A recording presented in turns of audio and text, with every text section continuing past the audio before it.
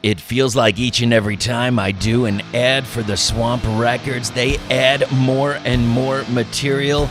You've got to check it out. There's just too many to mention right now. What are we at? Over 150 digital albums? Now, what are we talking about? We're talking about the Swamp Krewe. Go to www.theswamprecords.com/doomtomb at just $4.99 a month. Yeah, that's right, $4.99. It's nothing. You get all of those releases, plus supporter-only specials, merchandise discounts, and bonus items from the back catalog. Now you bump it up just a bit to $6.99 a month. You will get a limited exclusive CD each and every month with shipping included. The first month is free, so, geez, what are you waiting for? Get in the Swamp Krewe now. Go to www.theswamprecords.com/doomtomb.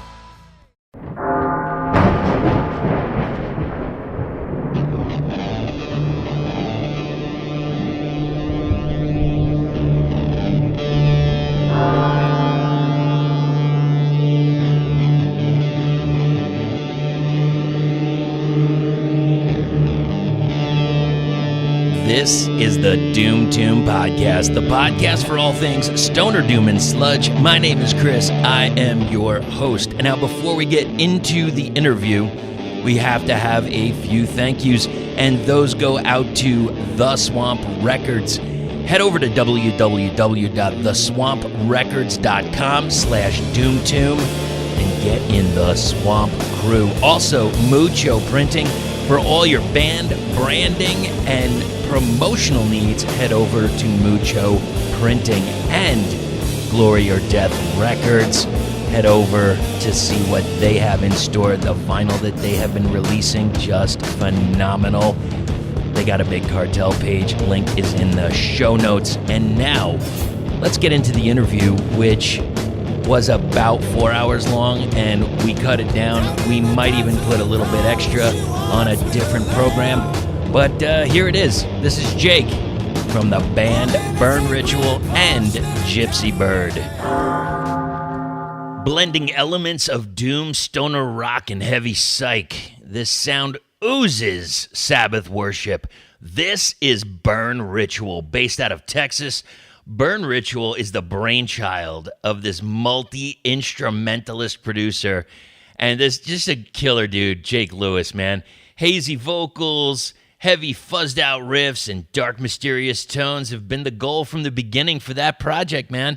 It's time to dig in, drop out, and follow the haze, and I have this gentleman back on the podcast. Jake, how you doing, man?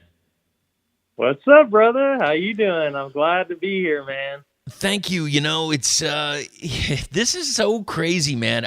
You know the deal. The last time we talked, it was for Gypsybyrd, that your side project, or I don't know, whatever you want to say it was. Killer stuff. The vinyl came out, awesome, right? And I loved it. But we're talking about Burn Ritual today, so this is a little bit different, and we're talking about the album that came out August 7th of 2020, and that is The Void. We're going to get to that in just a bit, but I got to know, since you're over in Texas, what's going on over there? What's the scene like? Is everybody still like kind of shut down? What's happening? Yeah, because of the COVID thing, it's still... I think things are slowly starting to, as far as live music goes. I've seen some of, I guess my peers or whatever, other bands here in Texas have posted some stuff on Facebook in the last week or so with flyers and stuff. And it kind of actually shocked me because I hadn't heard really anything about any shows, especially here in San Antonio. I think all the bands here are kind of still, laying low, and I don't think the bars actually. I think our mayor. What happened is the governor of Texas went ahead and said, "Okay, bars can open up." Yeah. But the mayor here in San Antonio was not having it. He was basically saying, "No, let's keep." But there is a loophole here where bars that serve music have been able to stay open this whole time, but there hasn't been any live music, which is weird because I've seen videos on Facebook of friends posting stuff where they're at like nightclubs where there's a bunch of like, dancing and stuff on big dance floors, and Sure. there's like tons of people just going crazy. And I'm like, that's weird because a lot of the local shows, especially the local bands and stuff here, there's never like a huge turnout or anything. So I don't understand the whatever, but I guess the technicalities of the whole situation with the mayor and stuff like that. But I have seen friends in Houston post some stuff. I think what's the band that you did a interview with them not too long ago, Foster Mother. I think they posted the other day that they're playing a show in, I believe, Austin, or maybe it's in Houston. But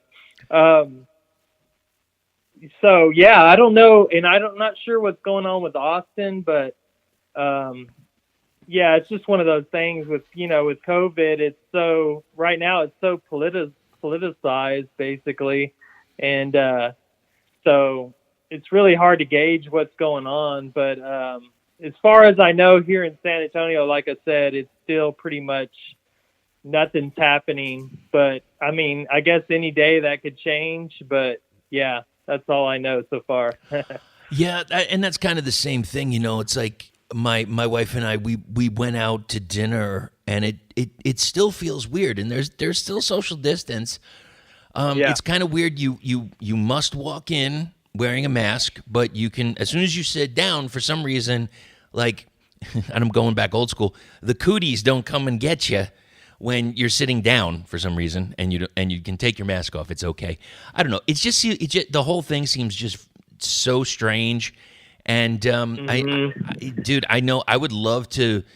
The first thing I would love to do is promote a show here in Arizona, and get some people back on board. But it's really difficult to bring people from outside because the cost of bringing an outside band.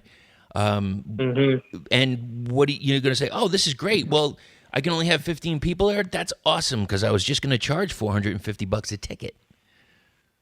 Wow. Well, I just talked to my my buddy, Freddie from that played bass in Gypsybyrd. He's also in Son of Gray. That's his name. Yeah.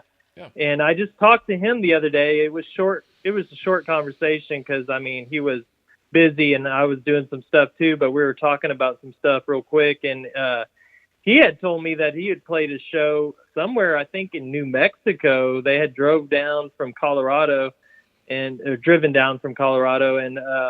right. I didn't have too much time to ask him the details or whatever, but I was actually kind of surprised because I didn't know there was really anything going on up in that way either. But maybe I'll find out more when I talk to him later in the week, probably. But I was kind of shocked by that too. But I think it just depends, like you said. Every state is different, and you're hearing so much stuff. And I try not to get too much into the politics of it because everybody's so one way or another, and it gets kind of nasty sometimes, Yes, and, it does. Hey, man, I get it. But yeah, and I agree with you. You can go do that shit over there. I'll be over here, and I'm just not. I apologize, man. I'm just not going to be a part of it. I just you just gotta let. And with it, it's so funny. I remember years ago where stuff used to roll off people's back, and now everybody seems to take an offense to it. I know I'm being like giving absolutes here, but it's like, wait, you said, oh my God, if you're not with me, you're against me. I'm like, oh, whatever, man. Just, ugh. But you know what, Jake, you're so right. We're not here to talk about that. We're here to talk about Burn Ritual, The Void. Let's get into this, man. So cool. I know that for Gypsybyrd, you had some help, but a lot of it was you. For this release of Burn Ritual, as opposed to Blood of the Raven, what were the differences in creating the album? Well, like you said, for one, this is the first album that I've done where it's basically just me and nobody else. Right. What happened was, Burn Ritual started out just me, basically. The first EP, Like Suffering, which is only 2 songs, was just like a test kind of thing. I was in a band called King Earth, and things were kind of just going real slow. And I'm the kind of person where I start to kind of lose kind of a little interest when things aren't, kind of things are dragging around. And I mean, because I feel like I've always got so many ideas just coming out from all angles all the time. And I feel like, life's short. So you got to kind of get your stuff in gear, or else you're just going to drag around. So what happened was I had some songs that were, that I didn't think would fit that band. And I wasn't sure if they would, like my voice would even fit it, but I just went for it. And that's what ended up being the 2 songs on the first Burn Ritual EP. Right. And, it's one of those things. You throw it on Bandcamp, and Mr. Doom 666 YouTube channel got a hold of it, and one thing took another, and it kind of got out there and blew my mind because I wasn't really expecting too much out of it. But it got some pretty good attention, and, it's one of those things. You order CDs, they sell, and then you get one of those tape companies from overseas wants to put out the cassette. Sure. And it was awesome, and I was really blown away by the support of the, people that were into the music and stuff. And so at that point I was like, well, this is what I want to do now.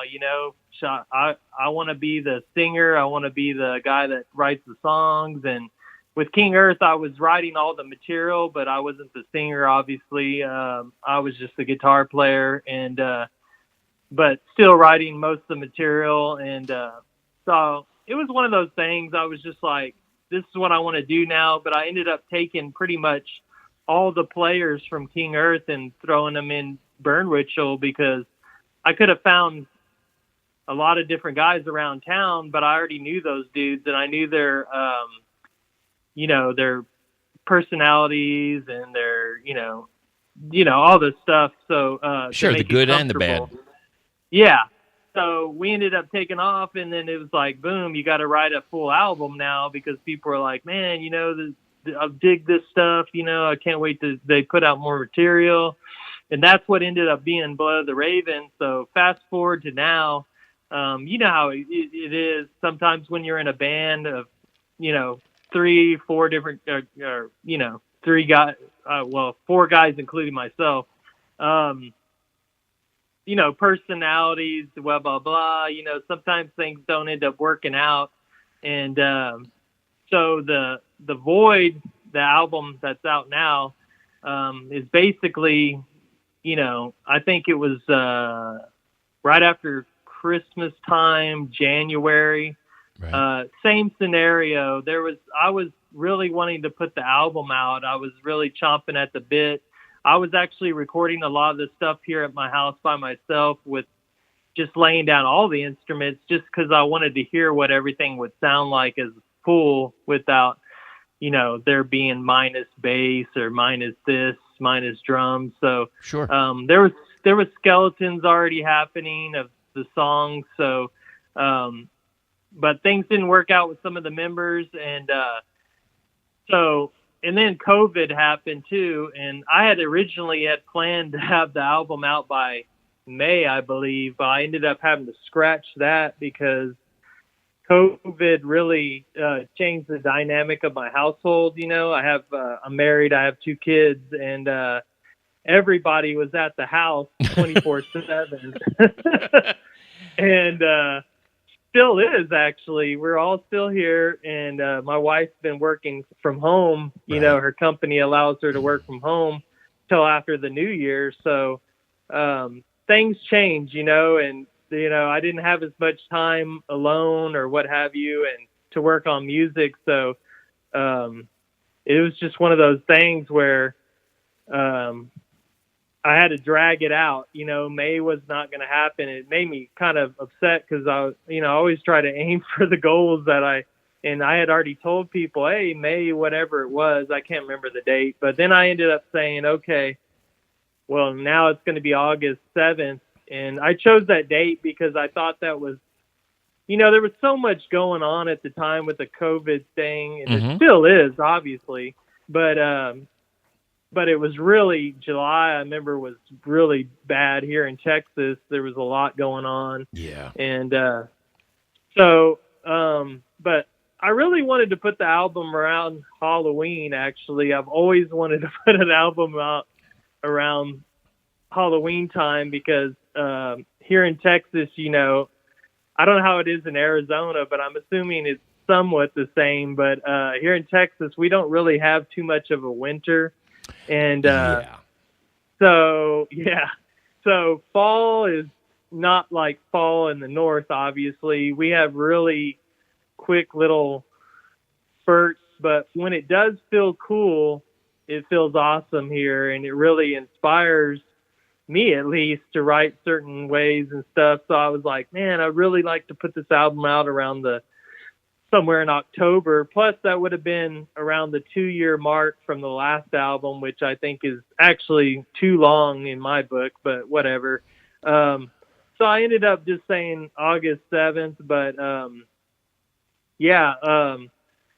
I ended up having to do the album by myself, really. It was one of those things. Most of it was already kind of skeleton out, and I just ended up finishing it because of COVID, and I was here all the time, and I had to take a little bit longer because, like I said, everybody was here, and I didn't have as much time as usual. But sure.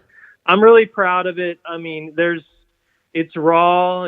I wanted to kind of take it back to the first EP, kind of like with the raw, dark sound. And, a lot of the songs are inspired by kind of horror movie themes and stuff like that. Thank you for that. Yeah. I was, that's going to be one of my questions.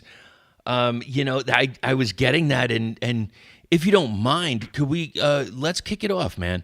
Lust for the Dead. During many centuries in various parts of the world, various diabolical rites and ceremonies have been practiced in homage to various sinister gods who are believed to have many supernatural powers. These rites are generally known as voodoo, which consists mostly of black magic and the cult of death, cult of death, cult of death, cult of death.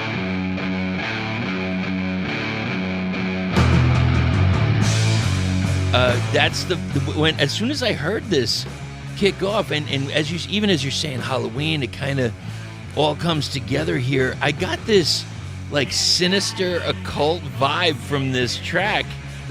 What can you tell me about it? Like, how was it created?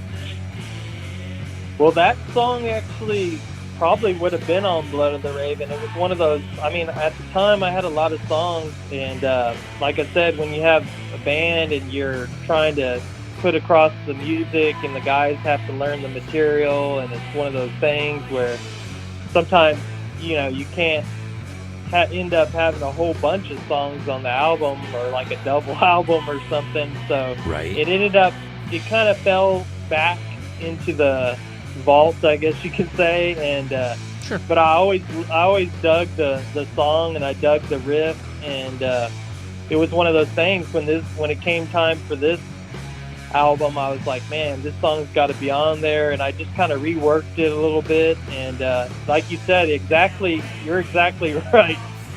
It's based on cult themes, and I'm real into like cult documentaries and stuff about cults. I don't know, movies. It just kind of fascinates me. It's one of those things.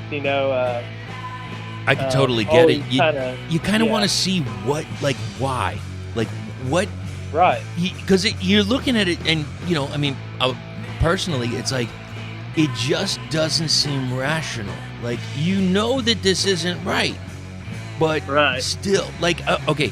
And I hate to go sidetracks, but we're gonna do this.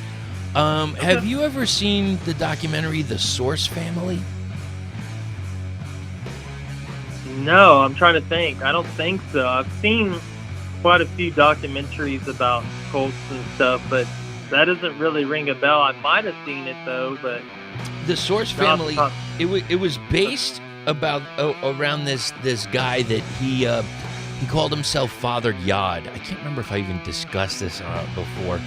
And he kind of formed like a commune basically in California, and he had like one of the first all natural kind of vegan places, like raw food places in California.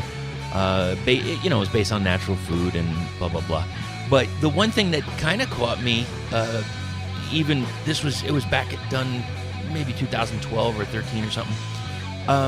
There was like a little bit of a basis in psychedelic rock with this guy and with the people.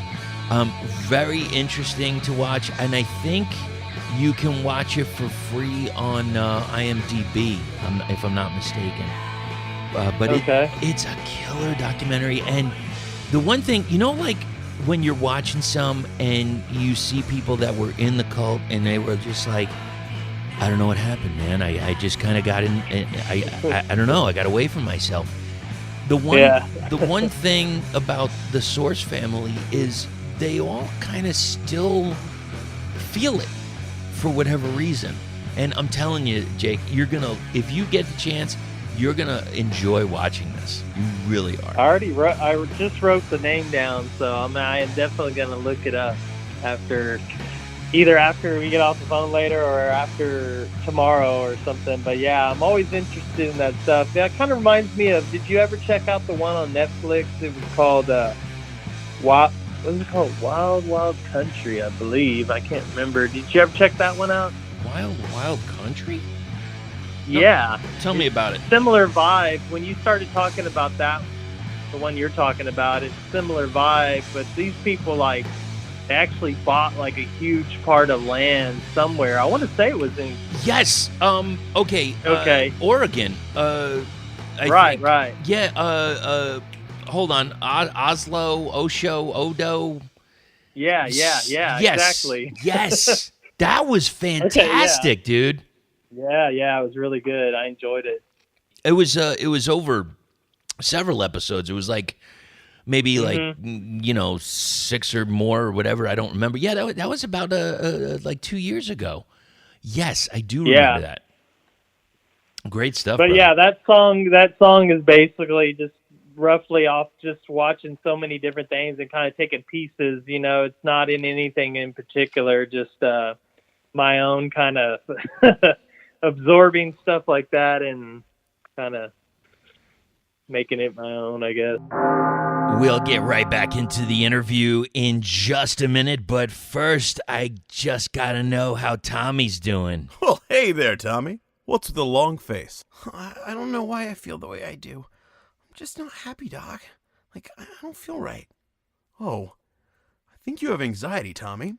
I know exactly what you need. I'm going to go ahead and write you a prescription for a record player and some sweet new records at Glory or Death Records. That'll get you back on your feet again, and right as rain in no time. Glory or Death has all the best bands: Moss Generator, Red Wizard, Love Gang, Red Witch Johnny. They'll get you feeling peachy keen again. They even have an insane double album tribute to Thin Lizzy featuring High on Fire, Mothership, Duel, Worshipper, and tons more. Wowee!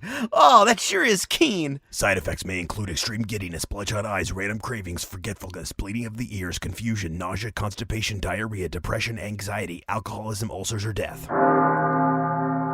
We have to talk about Mucho Printing. And by we, I basically mean Mucho himself. So take it away, Mucho.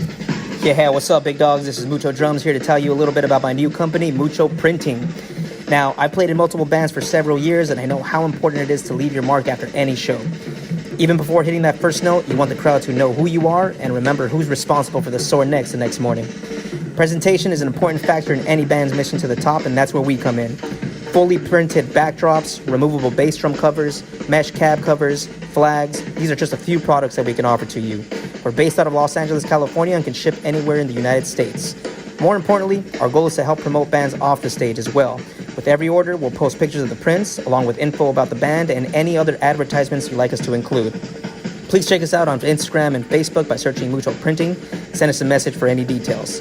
Hope all of you are staying safe, strong, and powerful out there. And remember, you win some, you lose some, but nothing beats getting some. Cheers, my friends. We're going to move on to the next track, which is The Void. We've got this droning riff over, and it's coming over this, like, I almost want to say a ghostly vocal. What can you tell me about it? I try to keep that song as simple as possible. The lyrics, I think, even repeat themselves basically almost verbatim. The verses. It's just about what you would think about the void. Just basically be kind of stuck in emptiness, kind of let the listener take it to their own vibe.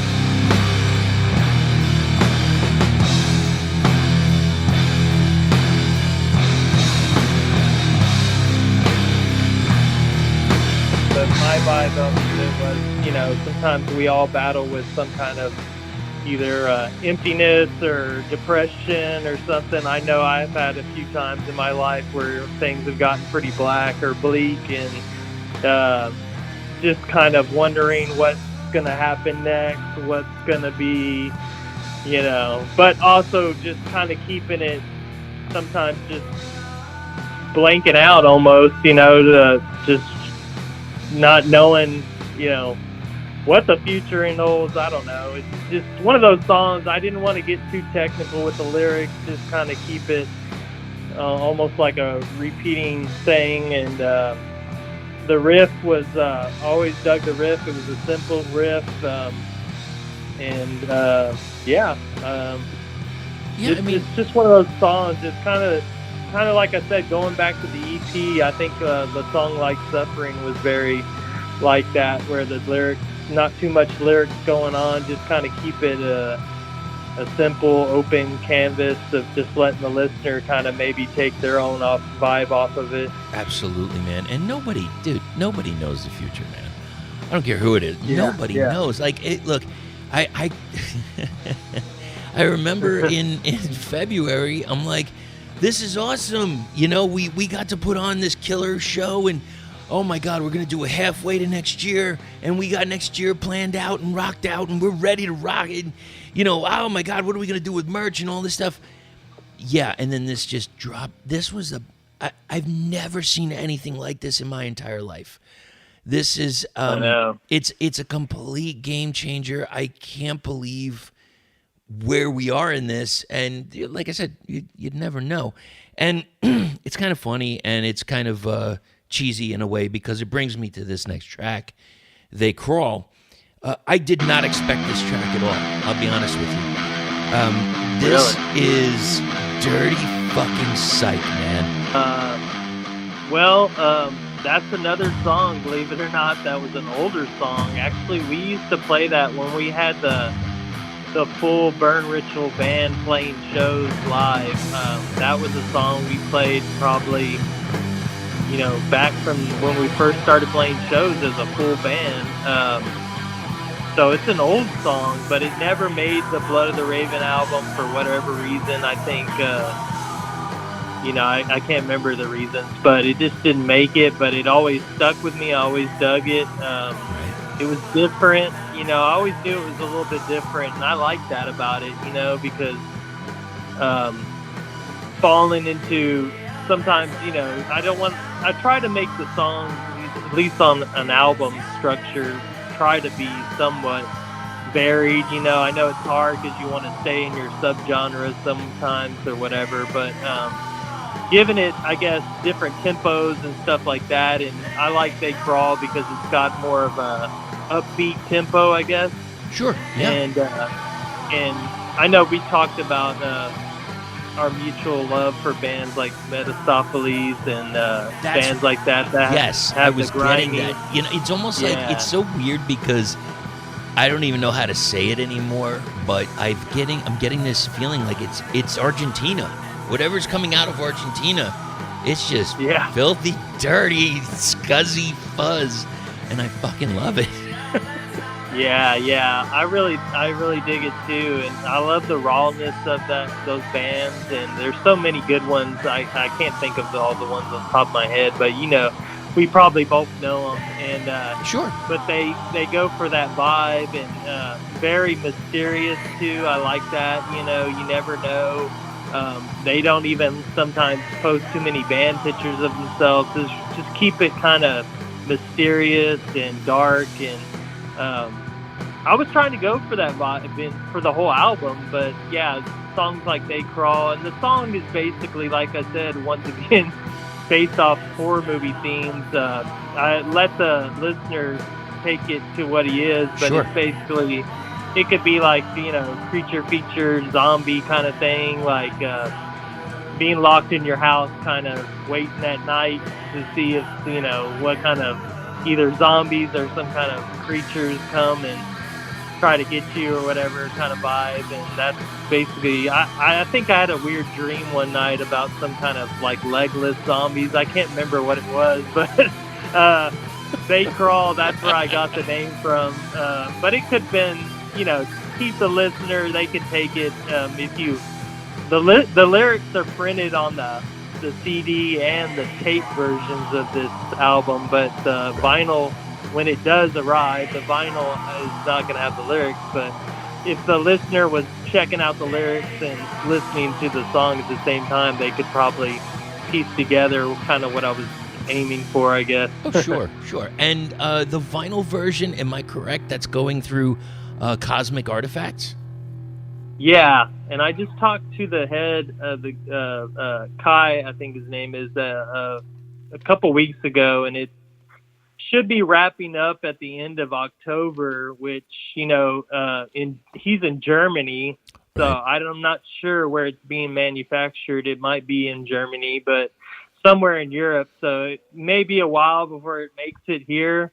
I'm hoping somewhere around the holidays or maybe the New Year. But yeah, I'm really stoked for it because there's going to be like a blood red, version of it. There's going to be a splatter. There's going to be like a splattery red, white, and black kind of version. So yeah, I'm really stoked for it. Now, I know it's coming soon. Have they given a timeline? I don't even know. Are vinyl releases being pushed a little bit due to the pandemic? That's what I heard originally. Yeah. Of course, this is going back. I didn't actually. This was weird because when I was finishing up the album, I don't want to say all these deals, but they were two separate deals for this album. Forbidden Place Records handled the CD and Cassette tape versions. Yeah. And Cosmic Artifacts, it all happened around the same week or week and a half. I remember it was wild. It was like everything just kind of happened. Actually, Gypsybyrd landed Gypsybyrd landed a vinyl deal with Made of Stone Recordings out of Greece at the same time. Right. So it was really a lot of things were happening, and I was having to send masters all over the place, finish artwork for all the different formats, and it was wild. But yeah, I did hear that because of COVID, things were getting pushed back. But you know how vinyl is; it always has a little bit of a delay, anyways. As it is, it could take 4 or 5 months sometimes to even get vinyl produced, depending on where you get it at. But I know the Blood of the Raven album took like 4 or 5 months to manufacture. So yeah, it's one of those things you really have to. I'm blanking on the term, but you have to plan it out basically. If you plan it out even a half a year ahead of time. I've seen some people in Arizona where the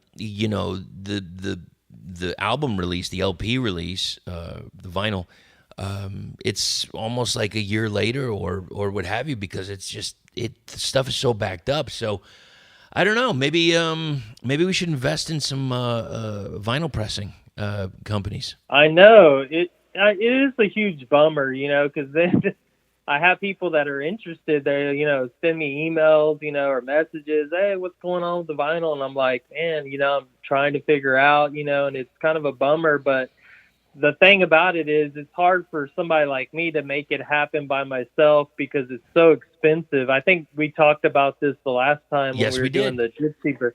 And so, you know, this cost is so much, you know, but I'm glad that I ended up getting the deal done because it was important for the album to be on vinyl, I think. And especially during these times, because vinyl is obviously superior over most things in most fans' eyes and ears. I think I saw recently there was an article saying that vinyl outsold I think CDs and tapes and everything. Yes. And but digital always seems to be during this time, at least for my bands, that digital is still king. I still sell more digital than anything, but vinyl is definitely big up there. And especially, you know, as you know, in Doom and Stoner and all the subgenres that go with Doom and Stoner, that people always want vinyl from the record. So absolutely. Yeah. It's kind of mind-boggling in a way because I just, you know, I even have some old vinyl from when I was younger, and I was just like, yeah, I think this thing's kind of dead, and I could just kick myself in the ass because not even close, you know. And it's like, obviously, what do I know? Now I'm collecting vinyl again, so, you know, whatever. That's the way it is. Let's move forward to the next track, A Bringer of Evil.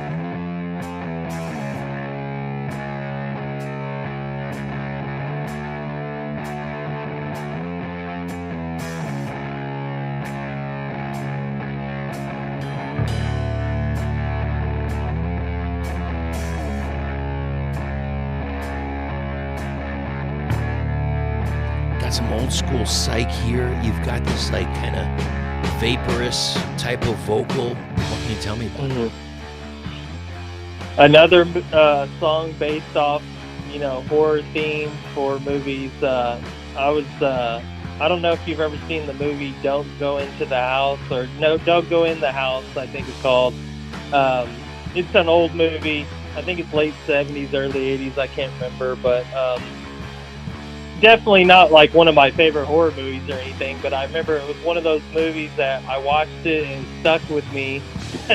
Right. And but you could probably name a ton of horror movies that had the similar theme. So Bringer of the Evil is basically about, you know, a dude or a chick, whoever you want to say, an entity. You know, I'm big into slasher movies and stuff, so if you could think of somebody like that likes to go and, you know, murder people and take them and put them in their basements or whatever. And that movie, if you ever get a chance to see it, I mean, I won't give away what it's all about, but you can probably get the gist of it. Yes, you can. Now, it's probably like a poor man's, Anthony Perkins kind of, movie where, you know, you got the dead mom in the house dressed up in the right kind of thing, you know. But is this this isn't the one? It's not the one with the flamethrower, is it? Am I thinking of a different one? I think it is. I've only seen it a few times, to be honest, but I just didn't remember it sticking with me because I thought it was so weird. Because, you know, he would go out, you know, do his normal job, and I think he worked at a refinery or something, but and then he would go out to like dance clubs or what have you and meet chicks or whatever and bring them to his house and then, you know, murder them and do, you know, whatever. But I don't even remember super details about the movie, but it was one of those things where it stuck with me and ended up writing a song kind of about that kind of theme. And but like always, it's open to interpretation, I guess, to the listener. But of course it is. I mean, I almost feel a little guilty in saying this. This is okay. You know, it's like you have to go back. And back in the day, for people that aren't aware, there used to be places where you could rent movies. Blockbuster, right? Then before that, way before that, what I had to do, I had to buy a membership to a video store. And I would get, they'd say, oh, you can get one or, one a week or something like that. But you're basically paying, so it's like, it was just very strange.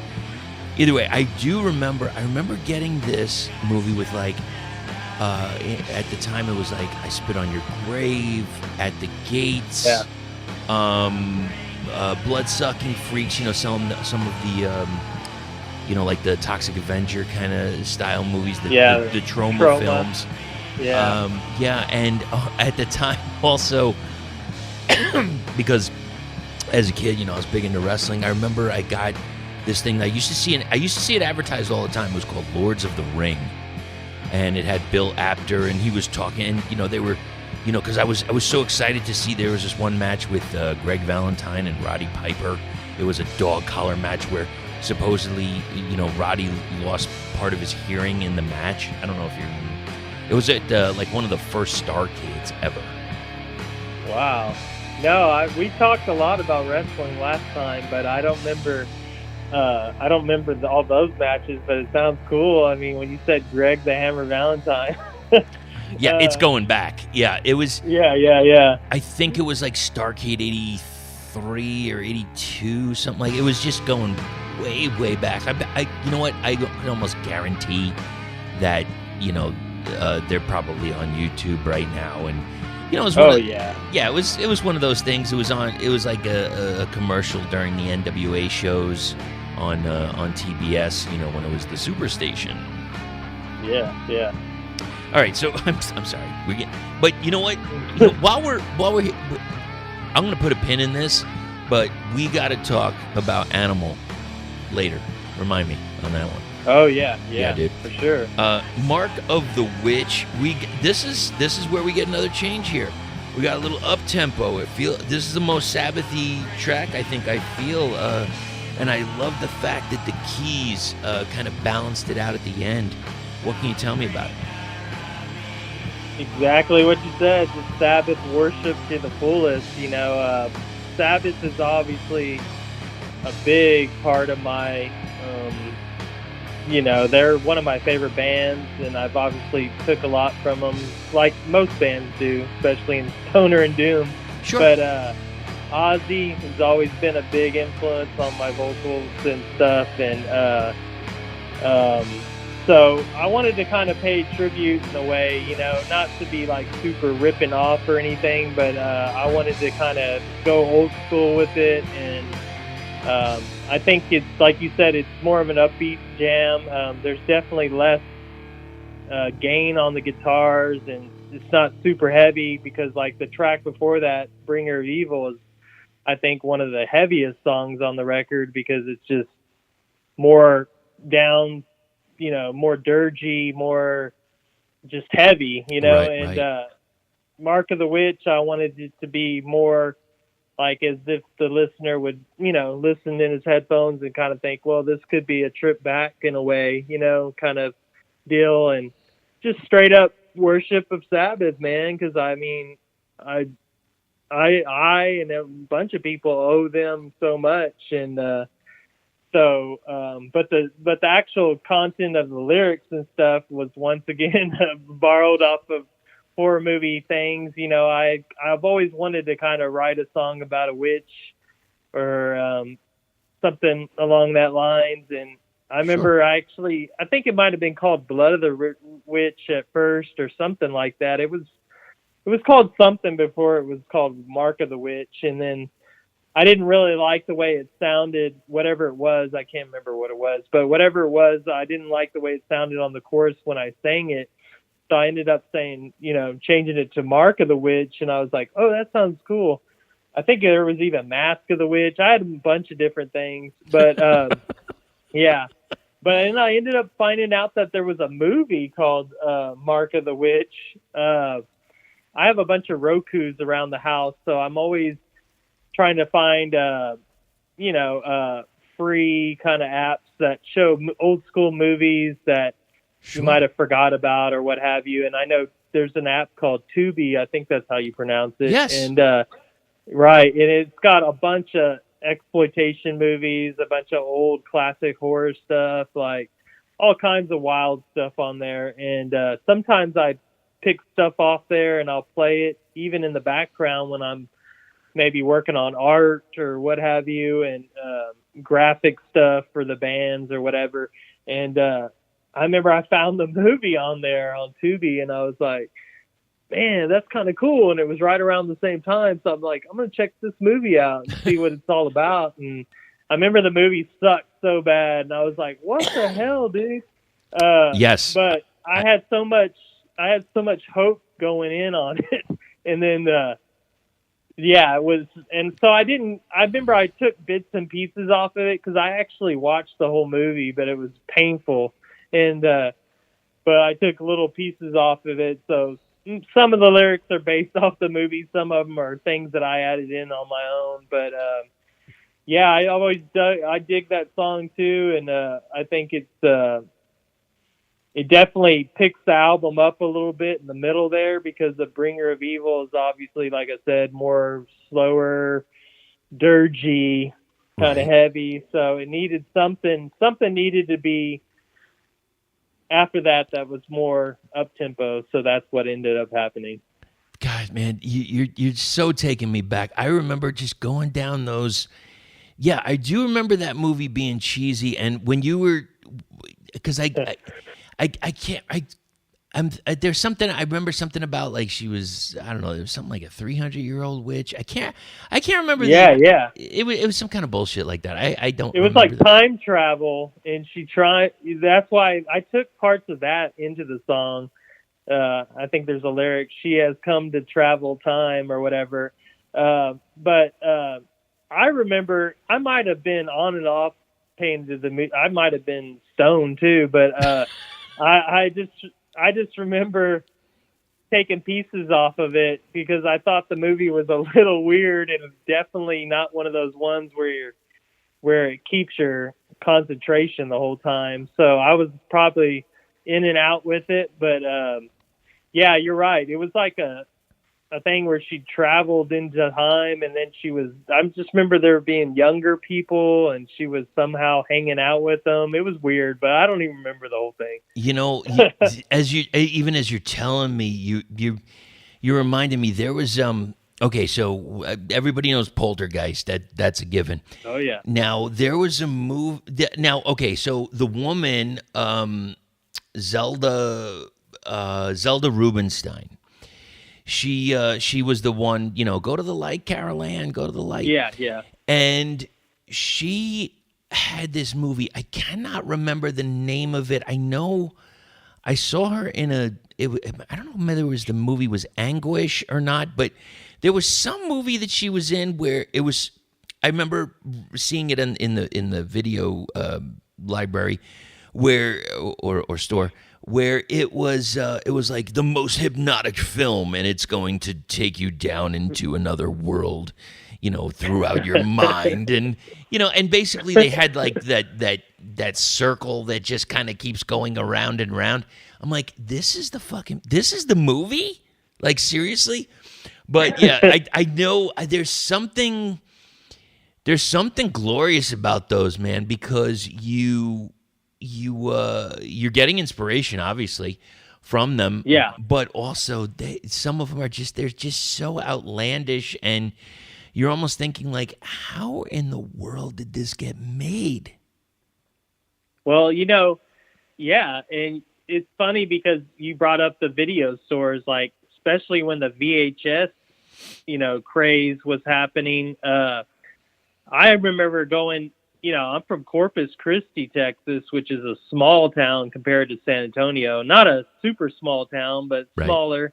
And we had a lot of mom and pop video stores where you would go into, and they would have the strangest selection, especially in the horror section. There would be, that would be the place where you would go if you wanted, like, you were with your friends and you were like, let's go rent Faces of Death or Traces of Death, one of those weird, compilation videos. Like, they would have it only. They wouldn't have it at Blockbuster and all those, places. So I always found the strangest. I remember me and my buddies sometimes would just rent, movies based off the cover alone. And Of course. and I've watched documentaries about that on. I think I found a documentary on Amazon Prime one time about the VHS era, and they were making movies at that time. Just like you said, there was really no point in some of those movies. They were just doing it to make money. It was a cash grab. So, especially with horror, a lot of times the damn letterbox or whatever they call them, the sleeve thing that goes in there, the cardboard, the cover, Yes. would be not based on the movie. It would be some other thing. Some artist would draw something out, and so you would be like, damn, that looks cool. And then you would rent it and take it home, and then you'd be like, what the hell happened, But like you said, sometimes, there's a little bit of charm and what have you from some of those movies.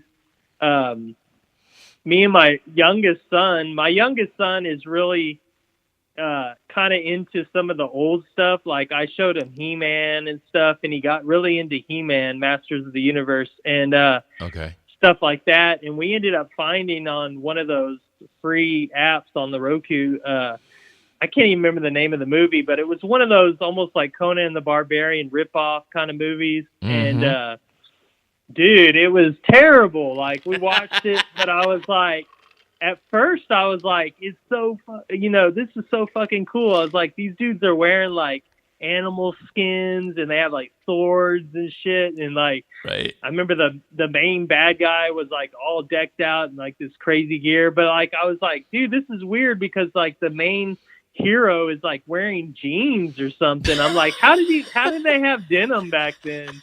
Yeah, you got to suspend disbelief in that. Right. So I remember we were sitting there, and he's only 4 years old, so it's like trying to tell him like, why is this guy wearing denim? This doesn't match up. They're supposed to be like in the barbarian days, and like but he's like cool with it too. He gets it. So, but like I said, dude, some of those movies have some charm, and there's a good reason why a lot of people call them so bad it's good movie, kind of deal. Oh yeah, absolutely. And I think we've tranquilized. I feel like we talked that out a bit. All right, I'm just gonna move forward, and believe me, it's not because I don't want to talk about this all night, because it's one of my favorite things to discuss. I could. Do you remember though?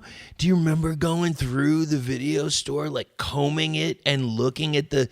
Like you said it exactly. You looked at the box, and it was no different really than going into a record store, and you're like, how many times? Like, I know I used to do it. I used to start at A and go to Z, and this was even when vinyl was, still a thing before it died down and had its resurgence.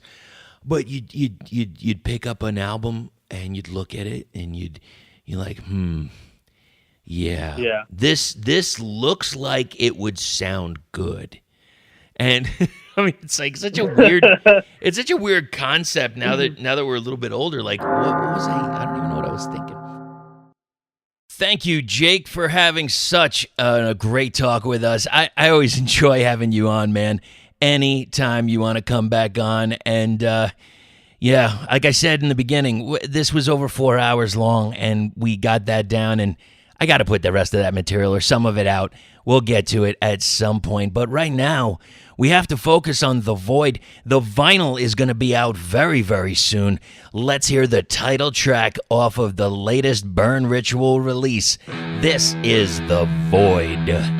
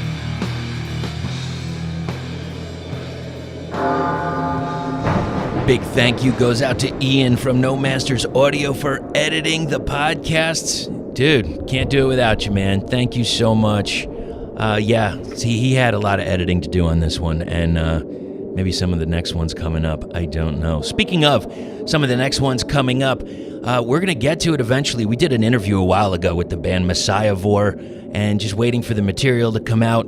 Also, the Lost Relics.